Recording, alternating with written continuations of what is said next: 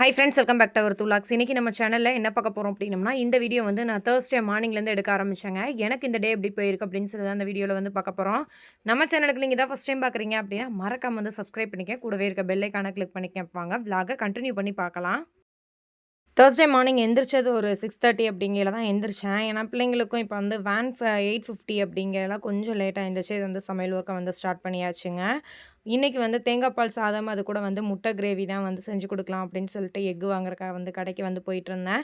Electric egg boiler வந்து என்னோட timer ரொம்ப சேவ் பண்ணுது அப்படின்னே சொல்லலாங்க. முட்டைய நம்ம வந்து அடுப்புக்கு முன்னாடி நின்னுட்டு வெந்துருச்சா வேகலையா அப்படின்னு சொல்லி பார்க்க வேண்டிய டைம வந்து ரொம்பவுமே சேவ் பண்ணுது. நம்ம நார்மலா எக்க வச்சு விட்டுட்டு தண்ணிய ஊத்தி விட்டு நம்ம ஸ்விட்ச ஆன் பண்ணா போதுங்க. அதே வந்து ஆட்டோமேட்டிக்கா பாயில் ஆனதுக்கப்புறம் கட் ஆயிரும். இதுல எக் பவுச்சிங்கும் பண்ணிக்கலாம். இது ப்ராடக்ட்டோட லிங்க் வேணும், நான் டிஸ்கிரிப்ஷன்ல குடுத்துருக்கேன். வேணும்ன்றவங்க செக் பண்ணி பாருங்க. மகிழினிக்கு வந்து மேக்ஸிமம் நான் மகிழினிக்குன்னு இல்ல, ரித்வினுக்கு 2 பேத்துக்குமே வந்து முட்டை வந்து மேக்ஸிமம் ஸ்கூலுக்கு குடுத்து விட மாட்டேன். வேணுனா வீட்ல சாப்பிட்டோம் அப்படின்ற மாரி. சம்டைம் முட்டை வந்து ஒரு மாட்ட ஸ்மெல் சில பேத்துக்கு வரும். அது வந்து ஒரு மாரி இருக்குமோ அப்படின்றனால நான் இவ்வளோ நாளா குடுக்காம இருந்தேன். பட் மகிழினி என்ன பண்ணிட்டா அப்படின்னா, நாள் அதாவது வந்து வெட்னஸ்டே வந்து அவங்க ஸ்கூல்ல போய் அவங்க ஆன்ட்டிட்ட எக்கெல்லாம் கொண்டு வரலாமா? எங்க அம்மா வந்து எக்கு கொண்டு போக்கூடாதுன்னு சொன்னாங்க ஆன்ட்டி. அதான் ஆன்ட்டி அப்படின்னு சொல்லி கேட்டா.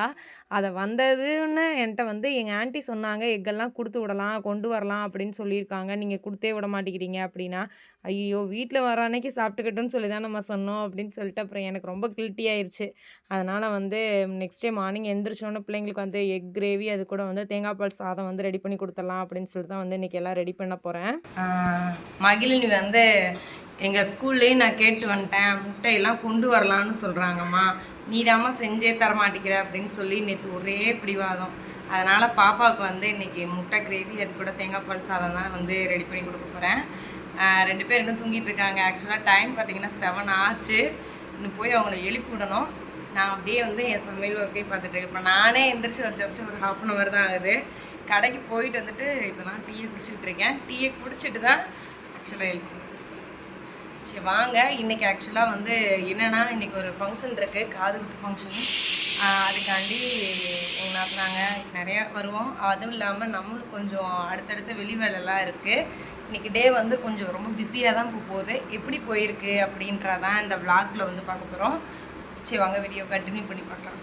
இன்றைக்கி வந்து பாஸ்மதி ரைஸில் தான் வந்து ரெடி பண்ண போகிறேன். சரின்னு சொல்லிட்டு தான் கொஞ்சமாக எடுத்து தண்ணி ஊற்றி அலாசி அப்படியே வந்து ஊற வச்சுட்டு வெங்காயம் தக்காளியெல்லாம் வந்து அரிய ஆரம்பிச்சிட்டேன். தேங்காய் பால் பார்த்தீங்க அப்படின்னா 1 டம்ளர் அளவுக்கு தேங்காய் பால் வர அளவுக்கு வந்து நான் அரிசி அளந்து வச்சுருந்த கப்பில் வந்து எடுத்துக்க போகிறேன். ஒரு சில நேரம் நினைப்பேன் இது கொஞ்சம் அவசரத்துக்கு செட் ஆகாத வேலையோ அப்படின்னு நினைப்பேன். பட் வந்து பிள்ளைங்க கேட்குறாங்க அப்படின்றனால தேங்காய் பால் சாதம், அது கூட வந்து முட்டை கிரேவி வந்து ரெடி பண்ணேன். சாதம் இன்றைக்கி வந்து சட்டியிலே வந்து வச்சாச்சுங்க. ஸ்நாக்ஸுக்கு வந்து வாழைப்பழம், அது கூட டேட்ஸு, டிஃபன் பாக்ஸ்க்கு எல்லாம் பேக் பண்ணி முடிச்சுட்டு ஒவ்வொருத்தராக வந்து கிளப்பி விட்டு சாப்பாடெலாம் ஊட்டி விட்டாச்சு. ஸ்கூலுக்கு வந்து ஜாலியாக வந்து கிளம்பிட்டாங்க. அடுத்த 3 டேஸ் லீவ் அப்படின்ற விஷயத்த வந்து மகிழ்னிக்கு தெரிஞ்சிருச்சு. ஸோ வந்து அதனால் குஷியாக போகிறாங்க. இன்றைக்கி 1 டே தான் ஸ்கூலு, நாளைக்குலேருந்து 3 டேஸ் எங்களுக்கு லீவ் அப்படின்ட்டு இருக்காங்க. வேணாம் எடுக்காது, அது பிஞ்சு போச்சு போ.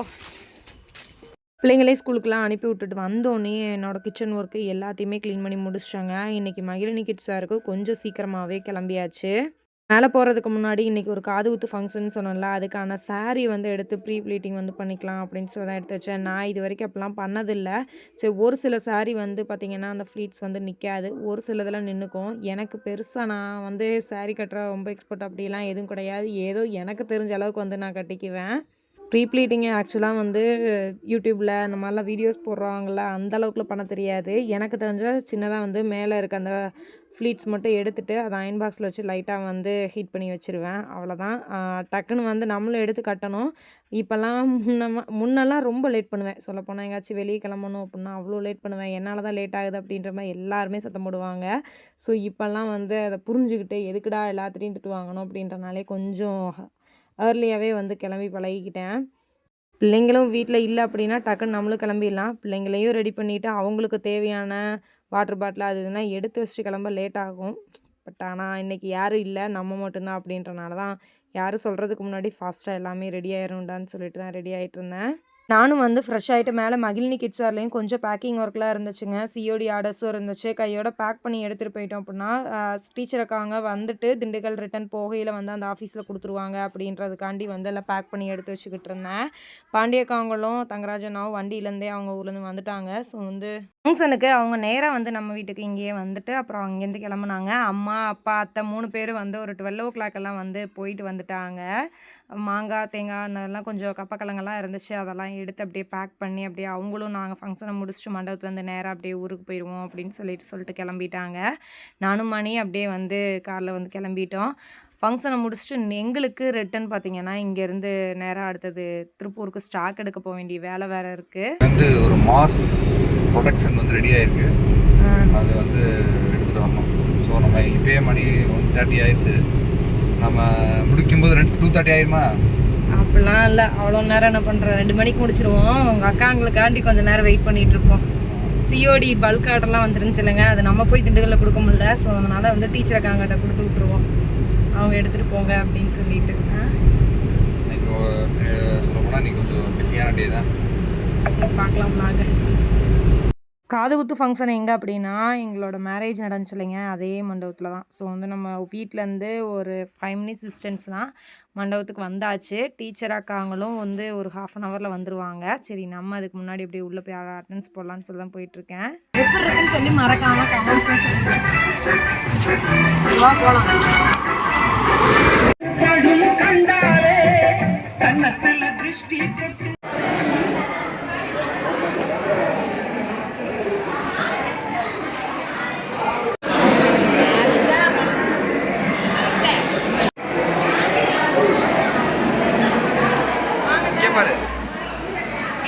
சரி சாப்பிட்றதுக்கு ராஜவதி இவங்கெல்லாம் வந்துடட்டும்னு சொல்லி வெயிட் பண்ணோம். பட் வந்து ரொம்ப லேட் ஆயிரும். நம்ம சாப்பிட்டுட்டு வெயிட் பண்ணலாம். அவங்க வந்ததுக்கப்புறம் அப்படியே பார்த்துட்டு கிளம்பலாம் அப்படின்னு சொல்லிட்டு தான் நாங்களும் வந்து ஃபஸ்ட்டு சாப்பிட்றதுக்கு வந்துட்டோம்.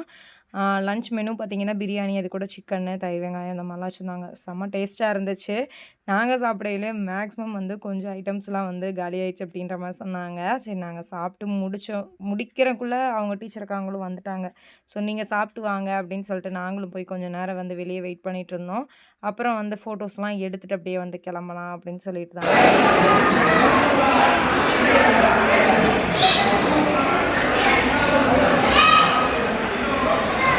அந்த குட்டி பையன் பேர் வந்து ரித்விக்.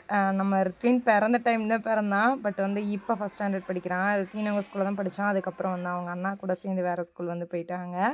இந்த அக்கா வந்து நமக்கு ஃபேமிலி ரிலேஷனும் கூட. ராஜாதிக்கு வந்து ரொம்ப க்ளோஸ் ஃப்ரெண்டு. ஸோ வந்து எல்லாம் ஜாலியாக நின்று ஒரு ஃபோட்டோஸ்லாம் எடுத்துகிட்டு பேசிட்டு அதுக்கப்புறம் அப்படியே கொஞ்ச நேரத்தில் கிளம்பிட்டோம்.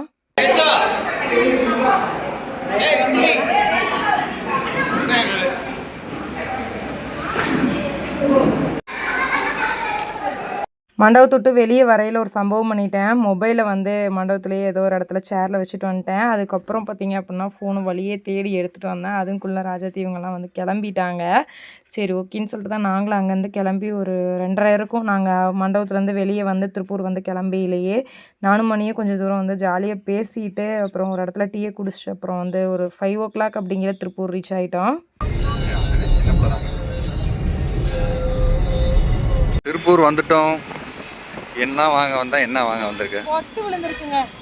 பொட்டு விழுந்ததுக்காண்டி பொட்டு வாங்குறதுக்கு இவ்வளோ பெரிய கடைக்குள்ள போகணுமா?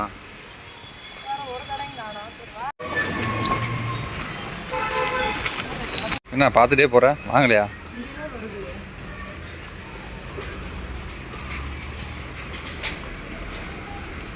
பொட்டோட்டோ இருக்குப்பா, வாங்கப்பா.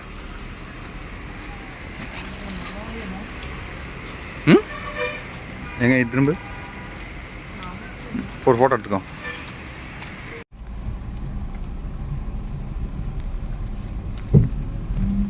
வண்டி ஃபுல்லாக ஸ்டாக்கு. கிட்டத்தட்ட ஒரு 300 பீஸ்க்கு மேலே பட்டன் நான் ஃபீடிங்கும் சரி, வீநெக் நான் ஃபீடிங்கும் சரிங்க.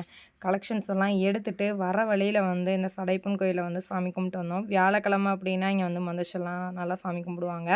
நான் சின்ன வயசாக இருக்கையிலேருந்து மேக்ஸிமம் வந்து இந்த மாதிரி இந்த கோயிலுக்கு வந்து வந்துடுவோம்.